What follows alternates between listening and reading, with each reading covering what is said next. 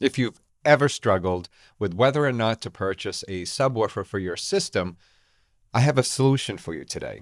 You won't need one with these speakers. These speakers that I'm about to show you were designed to take your vinyl listening experience to the next level.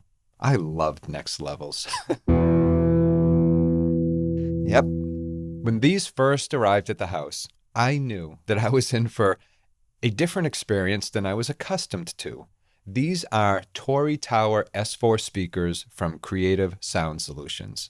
I've had a few different speakers in the house over the years, and my current system is driving a pair of KLH Model 5s, and prior to that, it was the Klipsch RP 600 Mark IIs.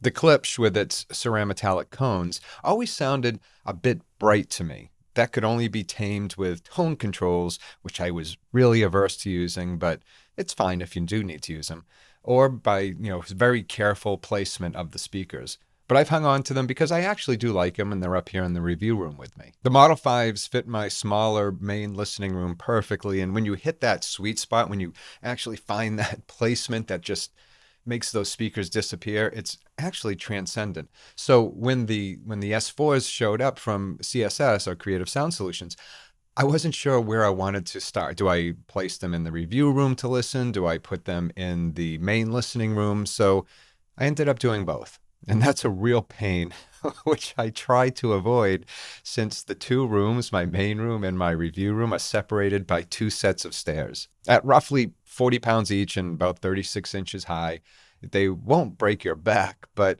I am definitely not getting any younger, as you can tell by looking at me. As you are probably aware by now if you watch this channel, I don't run measurements. And I wrote a small piece on joyofvinyl.com about my thoughts and feelings about displaying measurements when reviewing speakers and such. And there's nothing wrong with it, and I'm sure they do help.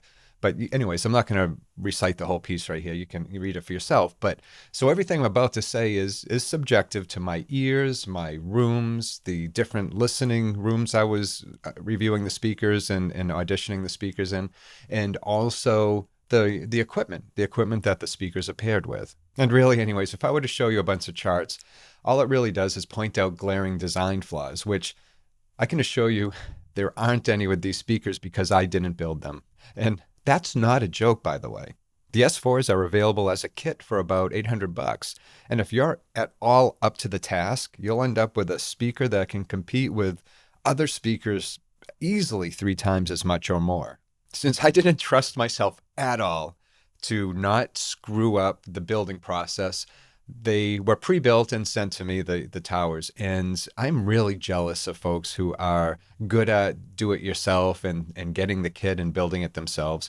And these speakers are beautiful to behold. So, let's take a quick look at them. Now, these are a sealed 3-way design. There's no port, of course, because it's sealed.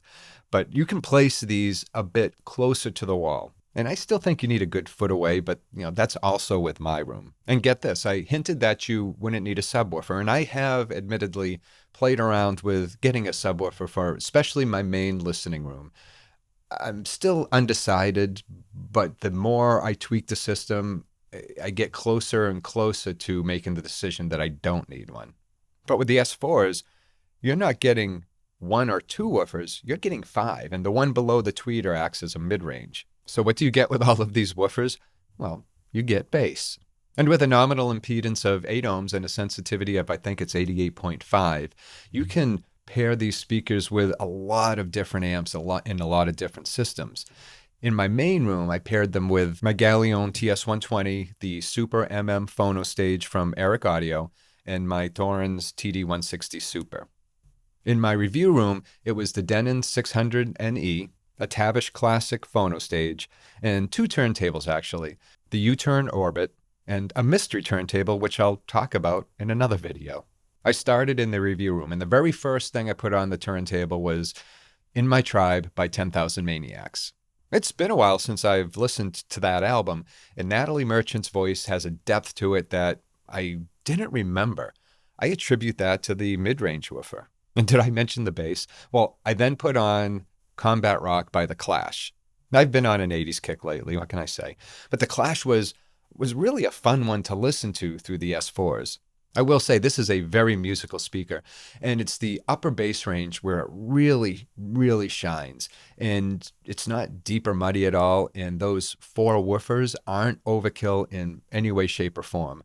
The ones that are actually, working as woofers, and it works amazingly well in a small room. My review room is actually somewhat big. It's this whole attic office area, and the system is behind the camera. I'd have to spin the camera around, and I'm too lazy to get up to do it, so take my word for it. But this is a bigger area for the music to play in. My main listening room, where Mandy and I spend the end of our day listening to music and relaxing, is a much, much smaller room. Speakers with sealed designs work really well in that smaller room. So after about 2 weeks up here in the review room, I then decided, hey, I'm going to move these down to the main room. So I carried them down to the first floor after the tubes had warmed up. Because my Model 5s presently occupy a spot in my main room, which it took me forever to find that sweet spot. I mean, I could have taped it all up and then took them out and put the S4s in, but I didn't want to deal with it. So I had to get a bit creative.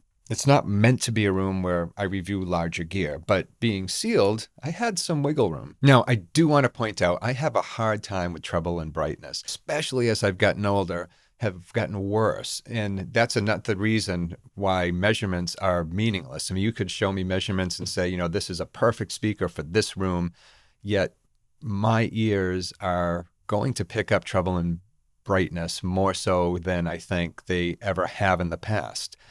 And I will say, the S4s had none of that, not once. I had the speakers placed about 6.5 feet apart with a bit of toe in to my listening chair, which is about, I'd say, 6 to 7 feet away, creating that, classic listening triangle. I then put on Bad Company's Live at Red Rocks. And all I can say is, wow, I felt like I was actually sitting right there in the crowd. I had planned to play one side of Live at Red Rocks and then move on to Neil Young's Harvest and then follow that up with GA20's Does Hound Dog Taylor.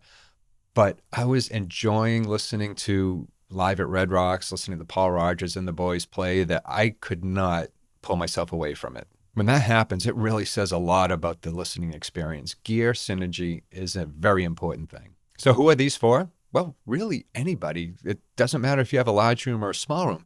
But they are perfect for small spaces, especially with their slim sealed design. You won't find yourself pining for more bass. And if you're into DIY and you're brave enough to build your own speaker, well, they have you covered. CSS is great with providing instructional videos and information both on their website and through their YouTube channel. I'll provide links in the description. And if you have built one of these yourself or received it pre-built from Creative Sound Solutions, I'd love to hear from you. I'd love to hear your experience, so put that in the comments. And if you enjoyed the channel, don't forget to like and subscribe. And you know what? I also found out there's a thank you button on somewhere down below. I never knew it was there. Go figure. Anyways, thank you for being here. I appreciate it. And until next time, be safe and enjoy your records.